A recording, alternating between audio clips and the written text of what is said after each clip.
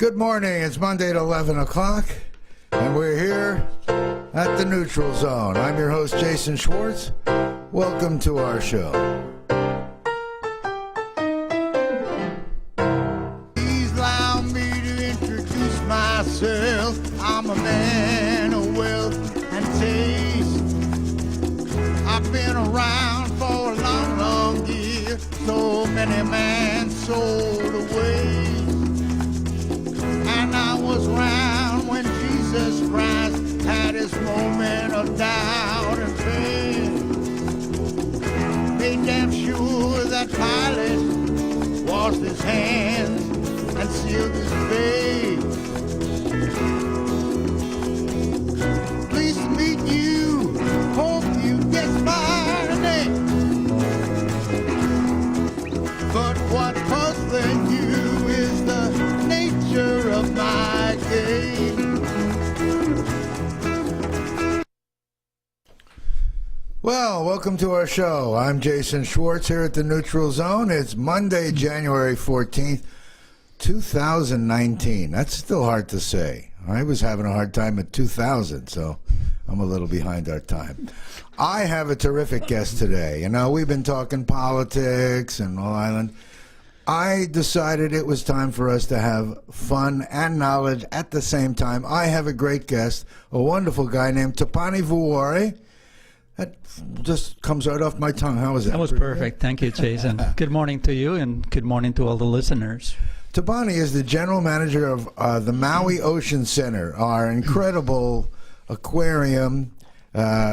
Really a fantastic presence in Ma'olaya, Maui. Thank you, and welcome to our show. Thank you for the invite. Appreciate it. Thank you for coming down. You know, the Maui Ocean Center, now it's been here a while.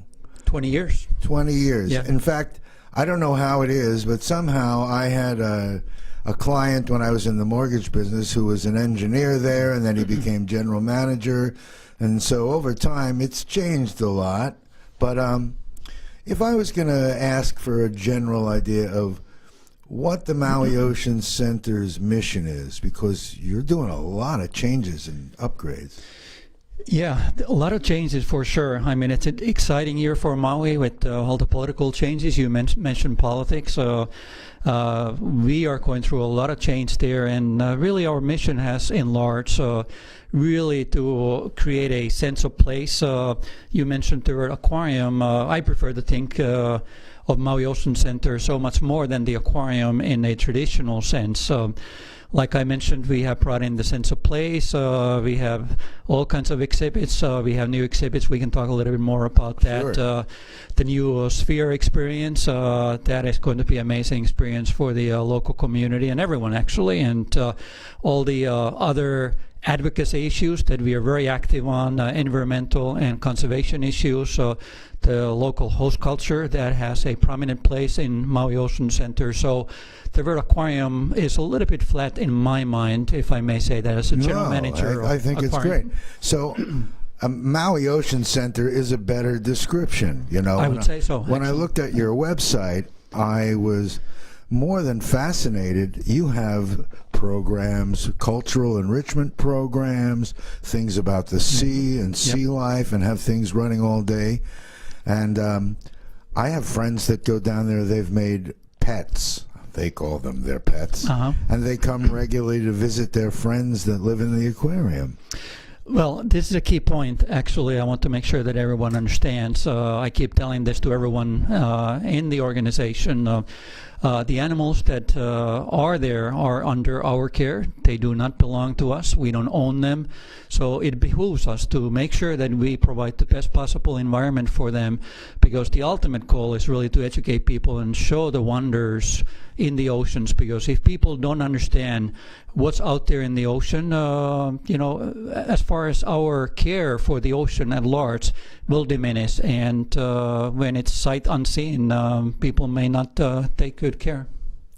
Well, you know, that's a really good point. I imagine it takes a lot to take good care of them in a kind of, I guess you'd say, It's a restricted environment, so they're not swimming back out to sea. How do you keep the water fresh? Is that a whole filtering system, or what do you do? Good question. We are actually a very unique aquarium. Most of the aquariums that are available for public to see, they're closed systems. We have an open water system. What that means, as of today, we pump about 1.2 million gallons of seawater into the system, into the aquarium. We filter it a couple different ways. We have a mechanical filter system which basically removes the biosolids. These are usually high-pressure sand filters, so all the fish poop, and if I may use the word poop on the radio. You can't use the word poop. Okay. We had one guy that used crap. He was the head of the environmental management. Oh, okay, Poop right. works. So we're safe. Good. I don't want to shock anyone on the air. So that is a mechanical filtration system. Then we have a biological filtration system. Basically, we call it a gravity filter. What that does, it has a bacteria. It's actually a Nitrosomonas strain of bacteria that converts ammonia, which is NH4, to nitrate and nitrite, NO3 and NO2. And then we have also ozone generators. We have other degassing solutions there, and other polishing solutions. So ultimately the water that we release back into the ocean, actually we release it back into the Malaya Harbor. It is cleaner than the water we get in, and we have an environmental team. When I started in this position about 3 years ago, it was really, to me, really high priority to get actually an environmental team in place. We have two wonderful experts. We have Robin Knox. I'm sure many in the community know Robin Knox. She was on our show, in fact. Okay, well. perfect. Yeah. She's our Environmental Director of Regulatory Affairs.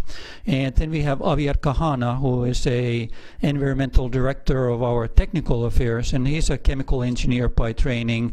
He used to work at BP at the Deepwater Horizon incident when that happened way back. So we've done a scientific analysis and mass flow analysis, balance calculations, and we've actually isolated the nutrient sinks in our system. We have eliminated those. We have overall cleaned and improved the system, and we have conclusively proven that we are clean in the Malaya Harbor water, because if we stop discharging the clean water into the harbor, actually Malaya Harbor, by the boat ramp there, the ammonia levels would probably rise to 37 micrograms per liter. So these are still minuscule limits. However, 30 micrograms per liter for ammonia is a level of toxicity for finfish. So it is crucial that we pay attention how we impact the environment, and this is one of the main reasons also I want to make sure that Maui Ocean Center, we add value to the local community every day. I want to make sure that we are relevant. This is important to me personally, that we add value to the local community, and there are a lot of other things we are doing, and I'd be happy to talk about that. Sure, and I'm just curious. So our water in Malaya, that's what got me. Our water in Malaya Harbor has 37 parts per billion. Is that what it is? Actually, what would happen if we would stop discharging into the harbor, Yeah. the level of ammonia would rise to 37 micrograms per liter. We actually modeled this. Which is so we have models. toxic, right? That is level of toxicity So for finfish. what does that say about our harbor? Let's now close our eyes and say the Ocean Center wasn't there. God forbid. So we would have a real problem. Actually, what would probably happen most likely, we would have additional fish kill in the harbor, and the smells would probably most likely be elevated in the area as well. Is there something that we could recommend to any group that could help make your work? Obviously, it's significant, and you don't want to go away. But I mean, I would think that we would want to solve the problem, because if it's happening in Malaya Harbor, it's probably happening all over. Yes. Actually, it's happening all around. We as a community at large, we really need to be mindful about these issues. and this is really why I personally, obviously you can tell from my heavy accent, I'm not originally from here, but I couldn't tell. but I really appreciate being part of a community that is so progressive in terms of how we value our natural resources. So at some point as a community, I think we should have meaningful conversations. So what is our carrying capacity in the community for tourism? What are the loading capacities for the nearshore marine environments, etc.?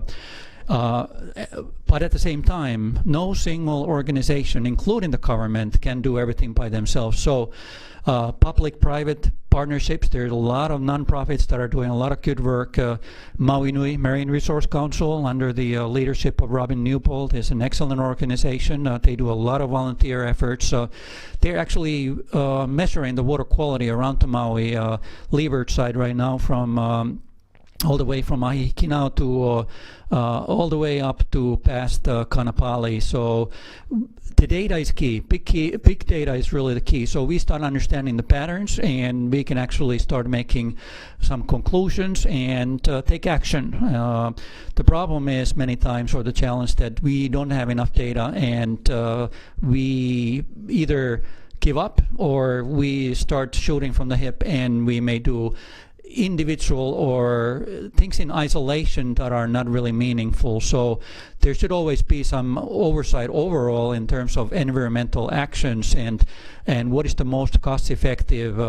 I'm also responsible for the P&L, profit and loss statement for the aquarium. Obviously, the owners want to see a return, but if you do the right thing, the money will always come. But I look at things from ROI perspective, return on investment, and make sure that whatever we are doing, it's effective.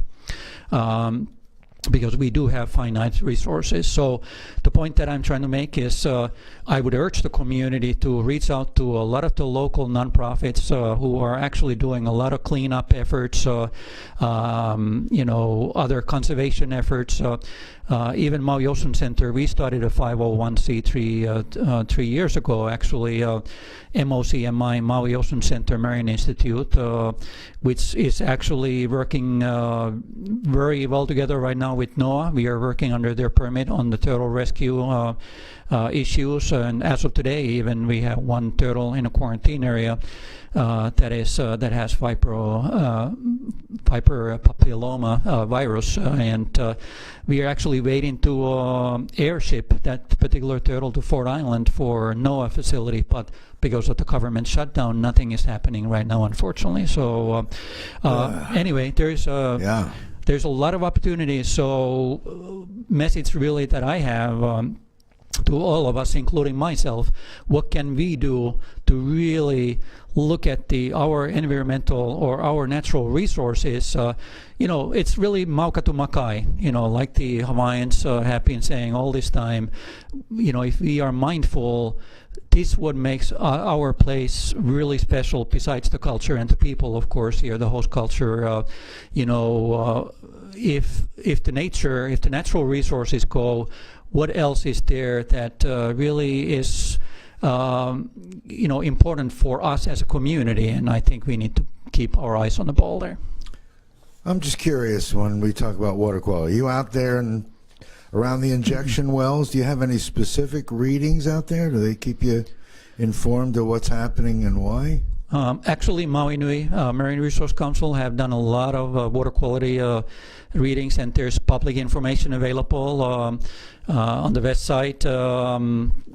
There was actually a tracer study done by the County of Maui, and the results are actually very eye-opening, and it's not very pretty. Also, South Kihei area, we have some issues there. And again, all that information is public. I would urge public Google it. The reason I was bringing it up is I knew that, but I was hoping that you would bring it up.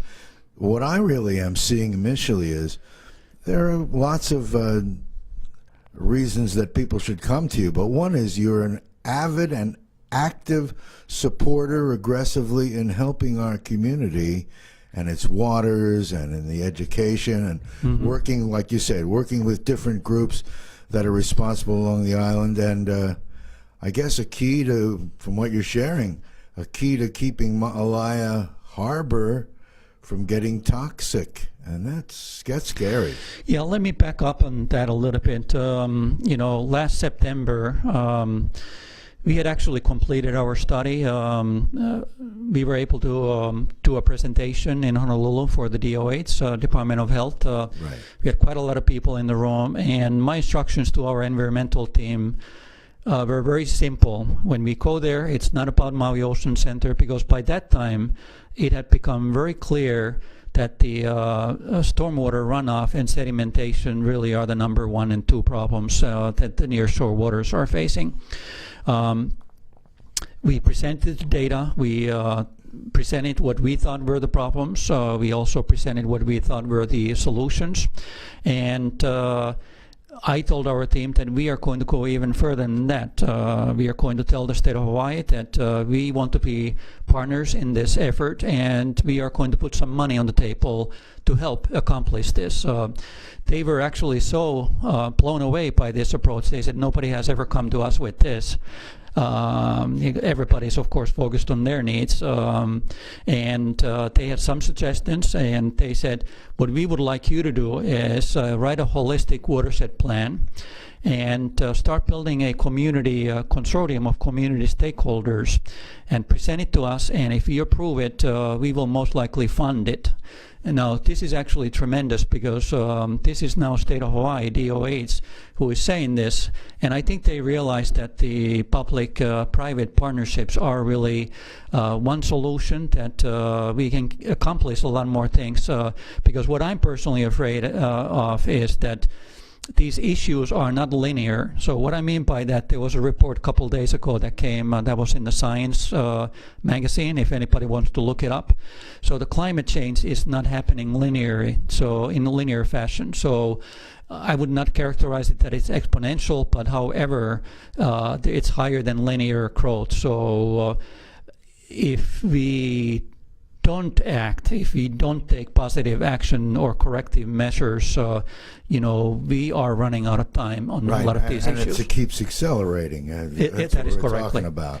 That's what you mean by not linear. You can't really just add it up like this. It is going a little bit crazy. Well, what is happening, like, I mentioned my accent earlier. I'm from Finland originally, and I'm from up north, and there's permafrost there. So what is happening also is, like in Siberia and Alaska, permafrost is starting to actually thaw, and the CO2 readings are actually setting records as we speak. So that is growing, and then what's really concerns a lot of people is the Greenland, the ice sheet that is actually melting away very rapidly. So I don't want to alarm people, but we need to also pay attention. I'm of the alarm. I think happens every day because I guess our president, for some reason, chooses not to believe experts like yourself and others that have proof that we have to do something. Well, thank you for the word expert there. Well, I can hear you. You don't come empty-handed to Maui from Finland. You obviously had a credential to walk in and take over an operation like this. So. Well, I appreciate that. I think, a couple things. I see a lot of politicians say this thing. We are in the ocean every day. We see what is happening. Actually, 9/11, 2015, that was a watershed moment for us and for me personally. Up to 40% of the coral reef coverage bleached around the Maui waters, and to me that was an existential threat. And on the second note, you mentioned president. I think just on a personal note, November 16th, I became a U.S. citizen. I'm very proud of that. Finally, I've been in this country a long time. Thank you. And I was thinking, when I was in the swearing ceremony in Honolulu, I was thinking about JFK and what he was talking about this country, what you can do for the country. And this country is bigger than any one person. So this is the message I want to pass forward. Well, I want to commend you. I mean, the way we met was an unusual thing. There's a gentleman that takes water from air, and he's going to be a guest on our show, actually. Ted Bowman from Tsunami Products. And he was talking about construction and things they're doing with the Hawaiians, trying to get some project up country, and he wanted to see the dome. So I was strolling around looking and came to the construction site, and your people were very nice to me, and they got me directly to you, and your hospitality and being able to show that was really good. You just seem like atypical to me of anyone that's running facilities around here. Your heart just comes out. You know, I can see that you may say you're in charge of P&L and ROI, but you're also, you know, you come from your heart. You really are caring. What did you do before you were here? I mean, that's a long story. Okay, a lot of different things. You know, it's very simple to me. It's all about people, and you treat people like you want to be treated. So to me, that's very simple. It's a pleasure. Yeah, it's a pleasure. thank you. Anyway, when we went there and looked at there, we went to see that sphere. Tell us a little about that, because that's going to be very new and exciting very soon. The sphere, let me repeat it, the sphere. We call it the sphere. It's actually, let me back up a little bit. Normally, I'm sure most people, listeners, have been to planetariums. Basically what they have, most of these planetariums, what they've done is they've taken a sphere, they cut it in half, and they put it down on the ground on the concrete, concrete slab, and then they put the seats on the bottom, and people are sitting on the floor or in the seats, and they're looking up and craning their necks, and you know, sooner than you know, your neck muscles start getting sore, and you get tired of the experience. We have a very unique situation here. We have a sphere that we cut off basically 1/3 of it off. So if you imagine yourself standing inside this sphere, if you look at the horizon, the walls are actually concave underneath the horizon, so it's actually coming towards you in the bottom. Then we have built a elevated platform inside that really creates that fully immersive experience. And what's really unique about this particular sphere, or the experience that we have created here, we have the state-of-the-art laser projectors from a company called ENS, Evans Sutherland, out of Salt Lake City. They're run by two very powerful computers that have actually an algorithm that is seaming the moving images together in a seam. And now imagine the entire, I think, Jason, when you came by, you saw the white projection screen all around the dome. So basically, the entire dome inside is covered with projection surface. That's done by a company called Fellert out of Sweden. It's state-of-the-art. They use recycled cotton materials, and they have all the acoustical engineering studies done and everything that has a perfect blend of frequencies that actually maximize the experience inside the dome. And these two laser projectors are projecting the image onto the surface 360 degrees. We have active 3D classes and then we have emitters embedded into the walls, and what happens as an end result, the image is actually showing in the space, so it's not against the wall. So if you imagine yourself being in the water, I'm sure many listeners go in the water often. Now imagine all the whales all around you, and this is the experience that you get. And we have a Dolby 7.2 sound system, so the entire dome is actually moving and reverberating with the whale sounds, and as the whales move in and out, and you'll see the experience. The entire film is actually more like 15 or 16 minutes long. It's not that long, but it's very intense. Actually, we are not going to be able to take children under 4 years or under inside, because there's actually scientific studies showing that you know, as their equilibriums are developing and their brains are developing, it could be potentially harmful. So adults, it's okay. So we are going to have a guideline. I prefer to not say too many no's, of course, but this is safety is number number one for us. So it's going to be an amazing experience. We have been calibrating it now for the last 2 weeks as we are building. As you see how I'm dressed today with my work clothes, I'm building and fabricating there. It's all hands on deck right now. So we are under deadline to open the dome experience or the sphere February 10th. That's when our grand opening will happen. I see. So that there's some kind of a preview that I was invited to. I guess that's going to be seeing that experience. That is correctly for the media and local politicians, and Maui County has been extremely helpful, very accommodating. I want to make sure that everything has been done by the book, and we go above and beyond what we are supposed to be doing and everything. And Maui County has been very professional, so I'm very grateful for them.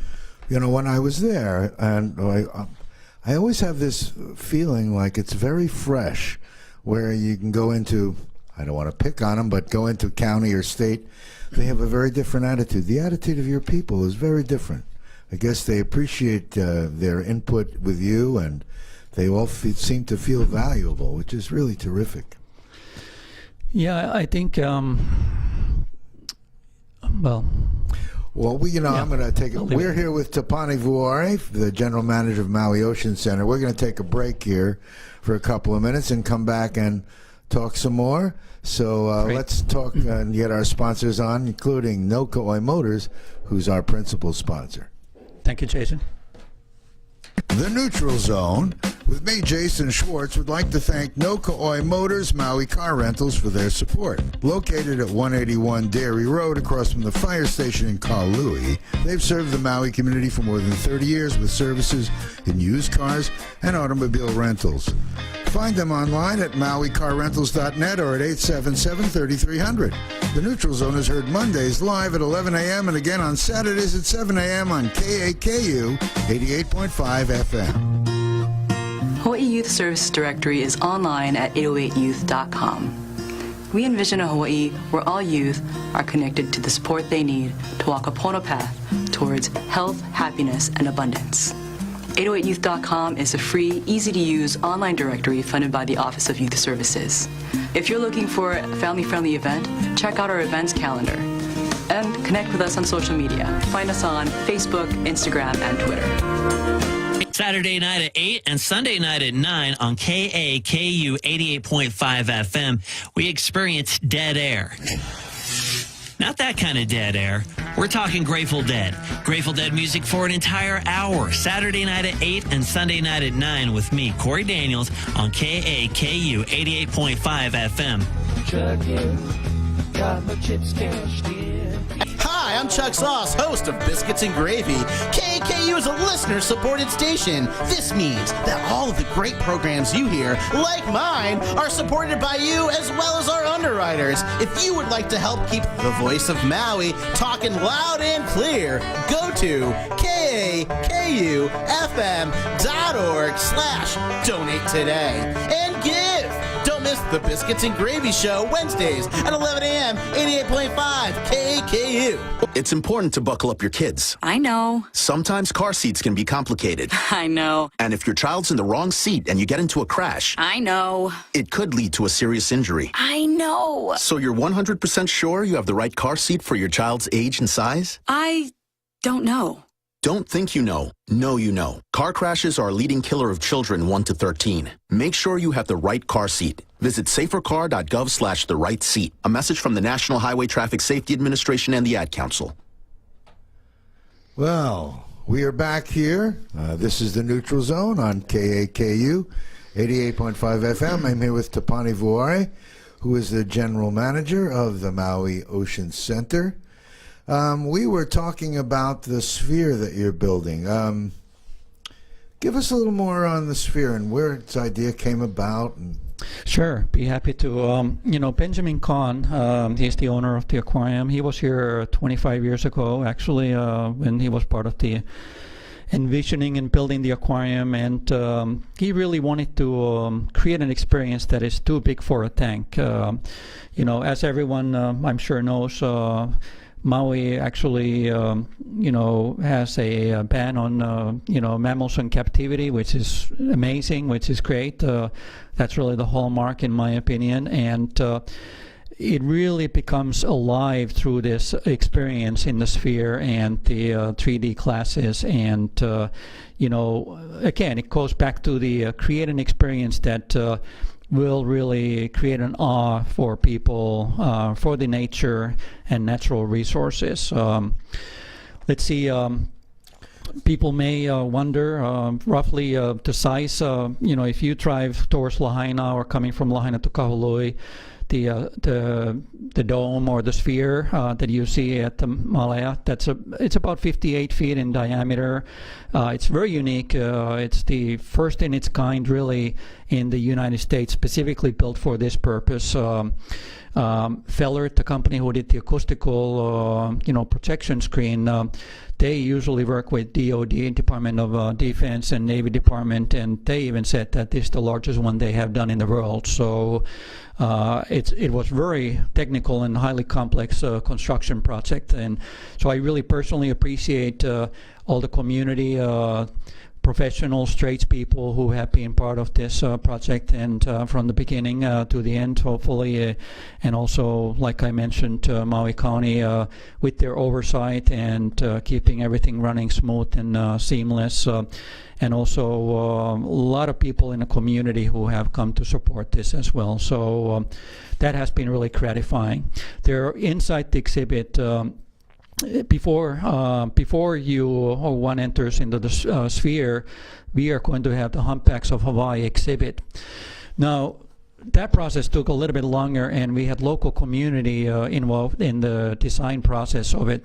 And we were actually offered a whale skeleton that used to hang at the Hawaii Maritime Museum in Honolulu by the Aloha Tower.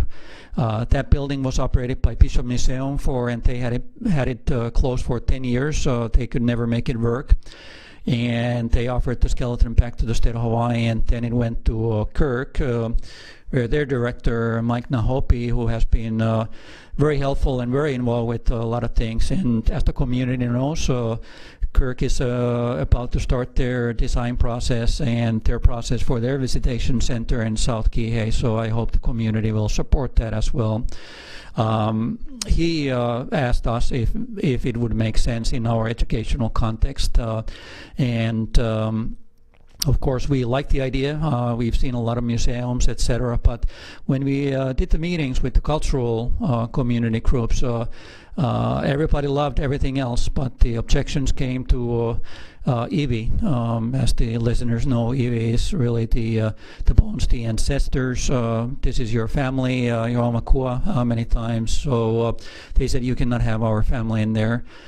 We said on the spot, we agree with that. It's not coming in, and we went to Plan B. So we redesigned the entire exhibit content, and what you will actually see when you come and visit Maui Ocean Center. By the way, buy an annual membership. That makes financial sense, since I like to talk financial stuff sometimes. Yeah. So you will actually see sandalwood everywhere. So we've actually done braces there, and sort of a representation of skeletal structure out of sandalwood. So one may wonder, what kind of whale exhibit is this that has all this sandalwood in there? So now, as many of your listeners know about the cultural issues, there's that duality always there. So the humpback whales and the sandalwood, they are parallel, they go together. So there's a connection there. So my instructions to our exhibit designer, who is a brilliant exhibit designer, was really, let's design something that will really question the preconceived notions about humpbacks and whales in general. And I want to make sure that we create an exhibit here that is multidimensional, that people, every time they come, they get something new and different out of it. And this idea, to me personally, really resonates with me, and it really came from my learning and understanding of Hawaiian culture, as I understand it more, the more respect and awe, I gain towards that culture. And, it's really important to make sure that we create a experience that people will not experience anywhere else. So they have a reason to come to Maui, and even the local community sees value in it. Right, like you said, an annual membership means local community coming back and back. You have a lot of programs I saw involving education for schools. You have a lot of that activity going on, and special events. Will that dome, the sphere, be open for outside events? Probably. That is correct. Yeah, that is correct. Actually, since you mentioned the word of education, I'm not happy with our level of education going into the public, arena. I used to be a public school teacher a long time ago, so public schools are very close and dear to my heart, and I personally want to make sure that we provide resources available to all the segments in the society. So, because knowledge is power. So, as soon as people have the skill sets, they are able to really control their own destinies better. You mentioned the sphere available public service. For example, Saturday night we had Malaya Village Association at their annual meeting. We provided the pelagic area for them. For that, Mayor Victorino stopped by. That was really nice to see the mayor come in and introduce himself. And even he mentioned public-private partnerships during the evening, which was great. My message to local community is that during the day we will need to monetize the sphere with our visitors and make sure that we can recover our investment. But during the nighttime, we are going to make it available to local community groups pro bono. During the evening time, and we'll have to see how that starts working, but this is our intent. I actually instructed the architects to design a outside ingress and egress directly from the parking lot, so there is no need to open the park, which actually simplifies things because we can run all kinds of content. We can do celestial navigation, which is our intent. Also, NOAA has a great program called Science on the Sphere. If your listeners will Google it, you will see what that is. We have an ability to run that virtual inside the dome, so we can actually show real-time the ocean water temperatures, etc., in a dome that is rotating. So that is mind-blowing. What a nice thing for Maui. I hope people will... well, I'm sure they already are, but I hope more and more people, we like, especially someone who comes here, is running a tourist attraction that has local value and really sets its whole tone based on involvement from community and culture. That's really a very refreshing thing to hear.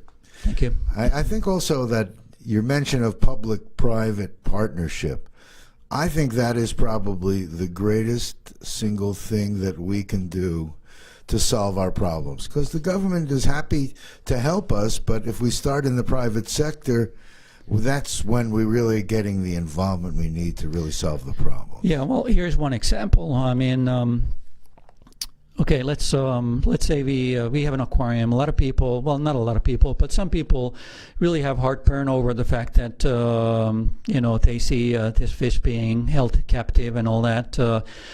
We see overriding values in terms of education providing. There are a lot of people who do not have ability to actually go into the water or even snorkel or dive. So we are providing a very valuable educational message and educational content for a lot of people, and I firmly believe that once people see the beauty in the ocean, even if it's true representation of few animals under our care in captivity, to me, when I look at the scale, I think the positives outweigh still negatives. Also, a lot of your listeners may not know, but Maui Ocean Center returns substantial portion of the animals that are collected around the Maui waters back into the same place where we collected it. So this is all endemic species, i.e. species that are only found here on Maui. And to me, this is really important aspect to it as well. Now, we need to be held accountable like any other organization, and I'm the first one to call the public to hold us accountable for higher standards. My email and my contact information is on our website. So feel free to contact me anytime if you have any suggestions for improvement. Also, we have made a public commitment by 2020, 20% of the animals, marine animals under our care, they will actually be sourced from a sustainable supply chain.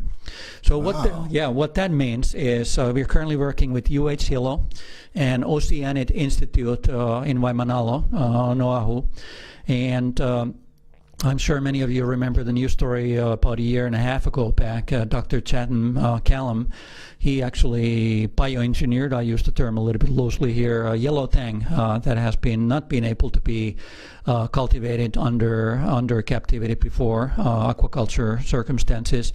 And we actually purchased a brood of yellow tang, which is actually on exhibit right now.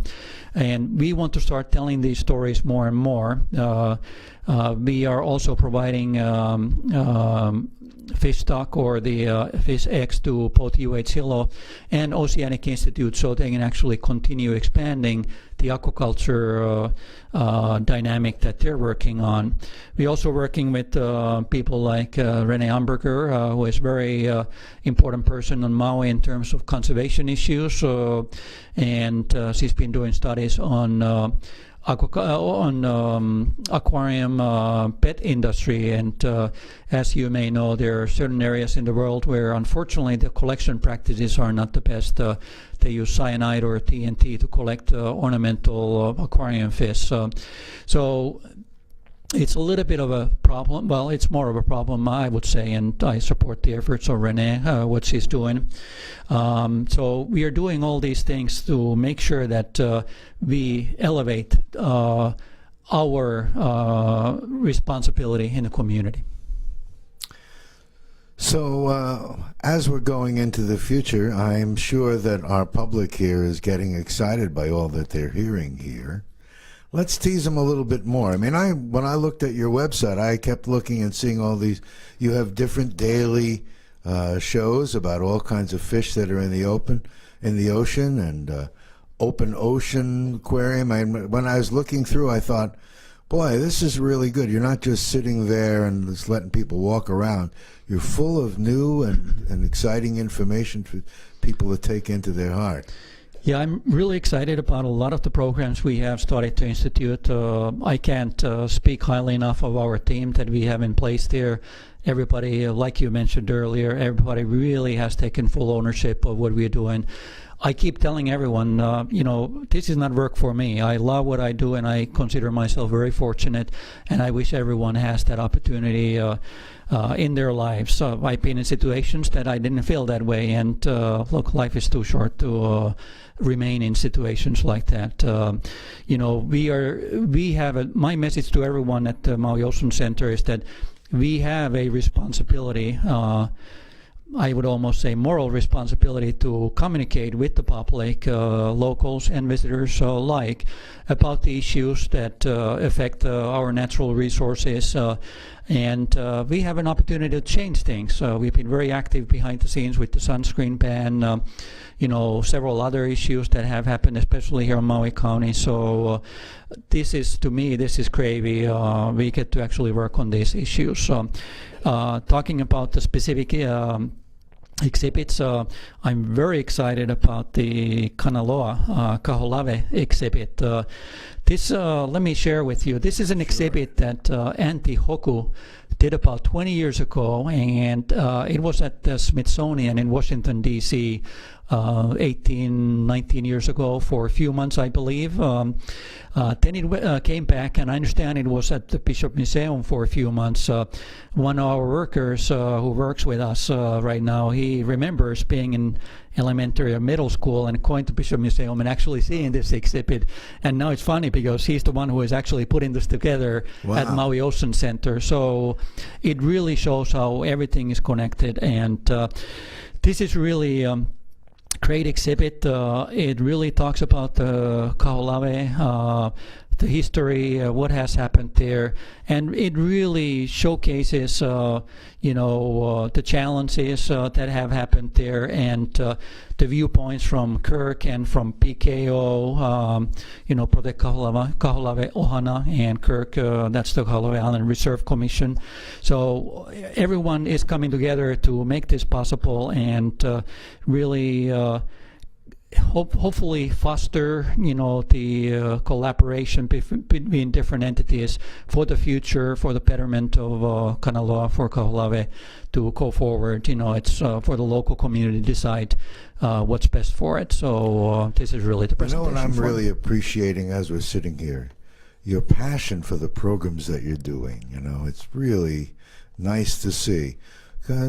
Again, I'm just generalizing, but most people that are in business don't put as much passion into really the service focus that I hear from you. It's really very nice. Yeah, whatever we do, it has to be authentic. It has to be relevant. It's. I keep telling everyone we are not in entertainment business, yet we still need to entertain people. So do not conflate those two issues. However, it needs to be meaningful. I really want people to feel when they come and visit Maui Ocean Center that they really received something, insights and something of real value for them, that they learned something new, and hopefully even become a point for them where it re-energizes or gives them hope to do different things. Yeah. We have a little bit of time left. I want to be sure that I'm covering things that you have on your list, because I know there were a few things that you had mentioned you wanted to speak about, and I want to let you pull from it if you can. Yeah, that's fine. There's a couple things, for example, here's Governor Ige. Maui Ocean Center has created a truly innovative exhibit that brings guests up close and personal with humpback whales with zero disturbance to the delicate ecosystem of Hawaii's oceans. Kelly King, our council member, mentioned the Humpbacks of Hawaii exhibit and sphere goes far beyond whale watching, providing insights and knowledge about Maui's humpback whales that are not widely unknown. So there's a lot of feedback that we are receiving already, and one thing that I would like to share really is, until now people have only observed humpback whales from the above of the ocean surface, witnessing their power and size during their famous breaches. So our exhibit really transports guests deep into the ocean, giving them an inside look into the complex and vibrant lives of Maui's humpback whales, allowing them to forge new connections with one of nature's greatest marvels. And then our cultural advisor, Kahudane Maxwell, he's saying that the new exhibit and sphere continues the legacy of our ancestors, including my grandfather, Charles Maxwell, in creating access for those who cannot or are no longer able to experience the ocean and its mana firsthand. What has not been possible now is connecting with the beauty and wonder of Hawaii's marine life in their world with no barriers between. We are going to have plenty of local artists featured there and photographers. We have David Fleetham, Karim Ilia is going to be featured prominently as well. So you will see those very striking close-up imagery there. And then, of course, Daniel Opitz, who is a German filmmaker. He's the one, the brains behind, and the artistic brain behind creating this film, along with Benjamin Kahn, the owner of Coral World, our parent company. And I know he's been working very closely with NOAA on this project for 3 years pretty much, and I would urge everyone to stop by when you have a chance. And like I mentioned, we will have the grand opening on February 10th. We will have a lot of things happening on that day, a lot of exciting things, entertainers, etc. On the property. So come on over. That's my message. Well, I just want to make sure. Of course, you realize I'm talking to Tapani Vuori, the general manager of the Maui Ocean Center. I really have found every time I go to the Ocean Center, it's fresh and new, and it seems like that's your goal, to keep it fresh and new, so we all keep coming back in. The Ocean Center, when you look at it, you talk about being striking. You showed me a color of paint that I thought was it looked like inside of my studio, but it's not easy to find that color. Tell us what you're doing there with the outside. Well, striking would be the word, but I come from a design background in a way that less is almost more. Form follows function. So sort of minimalistic approach is very important to me, and visual balance, and so everything is sort of yin and yang, if I may use those terms. What we are doing here, we are actually repainting the aquarium. We have had the same color there for 20 years now, and I think it's time to refresh. And we will have a beautiful light steel gray overall tone of the color. And we actually had to put a big challenge on ourselves. There is the blue color that I personally, I could not sleep because I had to find this blue color. I had seen it somewhere before. And if your listeners are interested in Googling the color, it's called Overseas. International actually comes from Morocco and Afghanistan originally, because the pigment is actually originated from lapis lazuli, which is the blue stone. Yeah. And for example, Bedouins, they use this color, Tuaregs, in their clothing. It was in the ancient times. Actually, Maui News a couple days ago, they had a great article on the blue color from Germany, and they actually talked about how it was related. It was very valuable, and it was really hard to come by, and it was related to a person having some royal statute. I'm not trying to pretend here or anything, but to illustrate the blue color, it just could not escape my mind. So I kept searching and searching, and the color is Majorelle blue, Majorelle, Majorelle blue. That was the kind of the genesis for this search that took on for several months. And I spoke with all the paint companies on Maui, couple on Oahu, if I remember right. And actually, Ameritone, Johnny McInnes, who is the owner there, they came through. And Johnny took on the challenge. And he said, okay, this is not available in the United States. However, I will do whatever it takes to find this color for you. And she contacted several paint manufacturers in the United States. They all pretty much said, no, we are not able to do this. This is not possible. And a company called Modern Masters actually finally came through, and they were able to develop a blue color that is very close to this. So this will be a accent color. It's not going to be striking in the sense that, or overwhelming, I rather should say. It creates a really nice balanced tone and really elevates it to the next level. So when you drive by Maui Ocean Center, you'll start seeing some blue hues coming up, and that is the color. The whole idea was that it has sort of electricity to it, and it really pops out when you see it, and it's just amazingly beautiful blue color. You have never seen a blue color like that. That's terrific. So I'm excited to see actually the accents to come together. So, what had you coming to Maui? I mean, obviously, had you been here before? Because you're refreshing to me. You've been here 3 years, but obviously I haven't been by that closely in the last. Yeah, actually I've been here longer. Just to give a little bit background, I'm originally from Finland. After my military service, everybody has to serve in the military in Finland. Right. You don't get paid for that. It's part of your duty. It's only a year, so it's not too bad.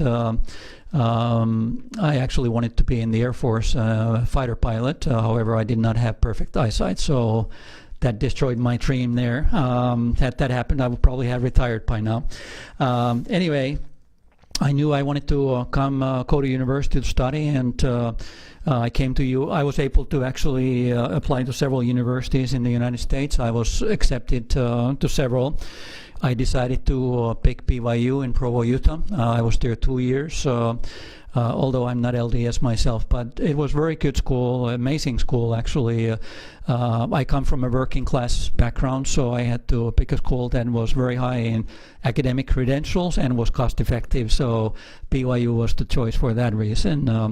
I applied at UCLA where I was accepted. I transferred there 2 years for the 2 remaining years. I graduated from there in '87. While that was happening, I was actually working in Los Angeles in a furniture chain. Once I graduated, I progressed from the sales floor to become a general manager, and I was hired to actually streamline the business and make it available for sale, which I was able to do. And at that time, I knew this commercial banker from London, and we made a management buyout offer. However, that did not go through, and I came to Honolulu at that time. That was before Kmart opened the first big box retail on Iwilei on Nimitz Highway, and so that was a while ago. And I told the management team that Hawaii, that's where the price discrepancy is the greatest. This is where the opportunity is. So I was able to convince one of the partners to drop everything in Los Angeles and move to Honolulu. And so we opened a high-end furniture store there. I sold my shares about 10 years after that. Then I was in computer business. I was operations manager for Computer City and CompUSA. And after that, I was in Japanese anime business. We also actually got a show on K5. Sister Roby sang the Moomin theme song in Hawaiian and English. And back in 2002, I noticed the Maui Ocean Center had a retail director position open, for which I applied, and then I was accepted here, and I've been here ever since that. Although I left for 1 year, I went to work for Pacific Well Foundation. That's another great organization. The work they're doing is amazing as well.